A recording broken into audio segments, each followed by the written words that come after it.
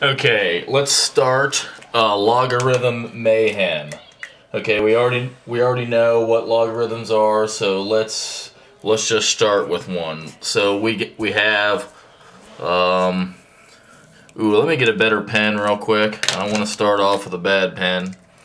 Okay, so we got the log of 4 equals what? So 4 to the what power equals 16. So I just like to do it like this.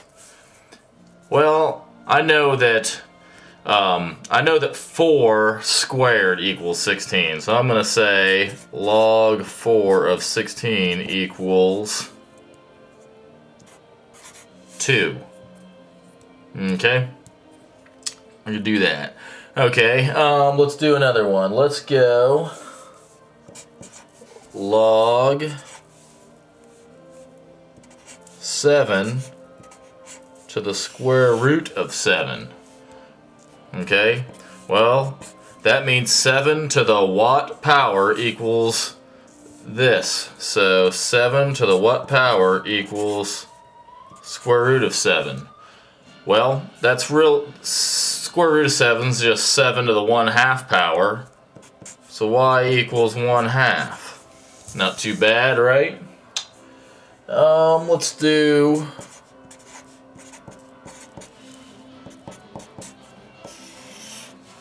log 5 of 5. 5 raised to what power is going to give me 5? Well, that's going to be 1. Notice how sometimes I'm solving for y, sometimes I'm writing it in logarithmic form. Back here, all I would have had to do to write this in logarithmic form would be put 1/2 or 0.5. Could have done one of those either way, right there. So let's use in our last video I threw some stuff at you. So let's try to use that right here. Well, what's that equal to?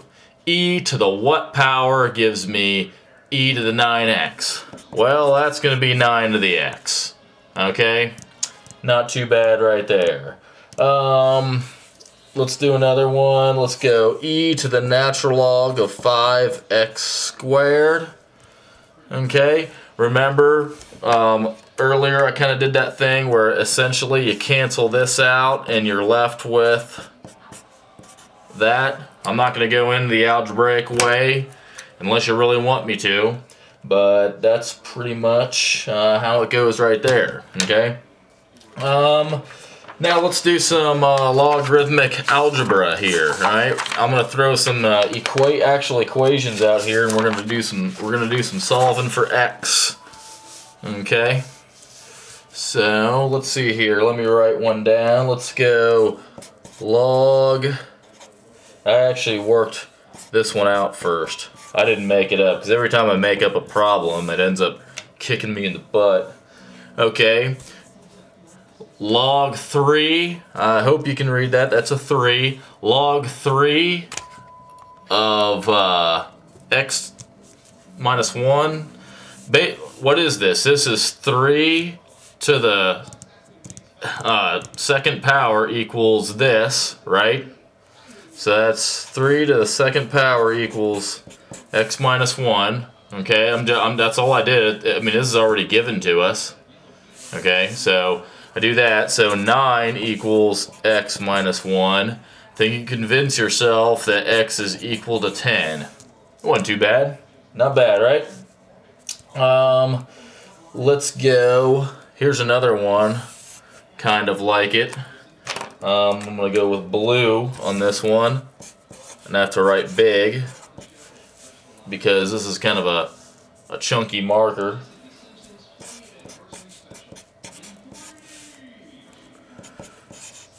Okay, well, this just means 5 to the second power equals this, so just 5 squared, which is 25, equals x plus 4. Then we just subtract 4 from both sides. Okay? Then I get 21 being equal to x. Okay? Let's do another one. Why not, right? Let's go,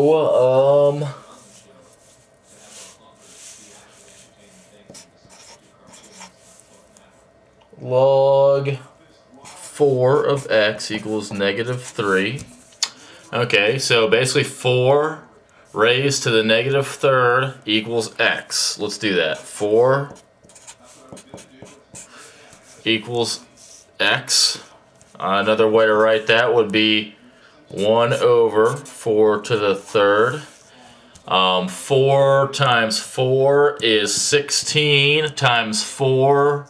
That's 32 times 2. That's x equals 1/64th. Right there. Okay? Let's do another one. We're at 6 minutes here. This is a lot easier than some of the other ones I've been doing. This was the glory days. Good old algebra. I don't want to confuse anyone there. Okay, so we got log 3. Let's do a little inner simplification. 7 to the what equals 7? Well, 7 to the 1. So this whole thing is just this. Okay, so 3 raised to what power gives me 1? Well, the only thing I can think of is that 3 to the 0 equals 1.